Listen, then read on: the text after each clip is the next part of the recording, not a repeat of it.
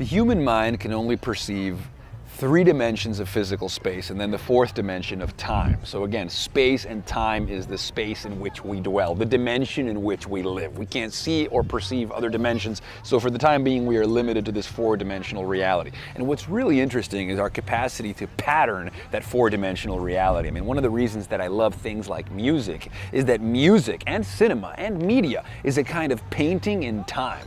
You know, whereas other artwork, like if you look at a painting on the wall, that is a static 2D image. That is not necessarily an experience that unfolds in time, it's an experience that unfolds in space. But music is a patterned slice of space and time. Music is a subjective experience that you actually step into and that actually unfolds in the dimension in which we actually live and breathe, which is that 4-dimensional reality. So when you talk about the power of rhythm, when you talk about the power of collective ecstasy, why people go to concerts, why people go to festivals, because the musicians essentially start by instrumenting rhythm. So all of a sudden they create a collective synchronized rhythm that again is patterned in space and in time, and you're hearing it and it loops around. It's like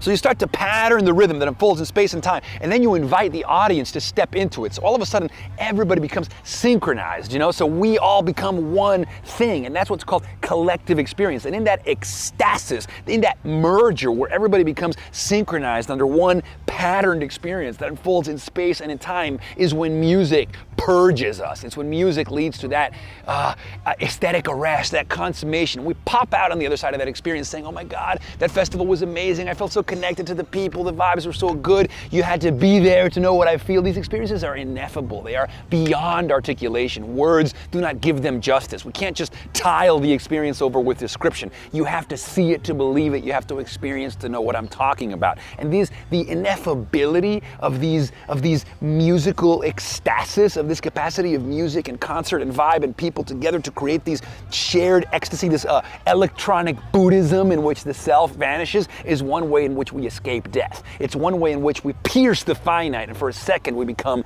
infinite. And this is a beautiful thing. It's why I pattern playlists of music on my phone. It's why I hang out with friends and always want to play the music in the background. I mean, this is what we do. We pattern, we colonize, we decorate, we architect, we stage space and time. We are 4-dimensional engineers, my friends. That's what we are.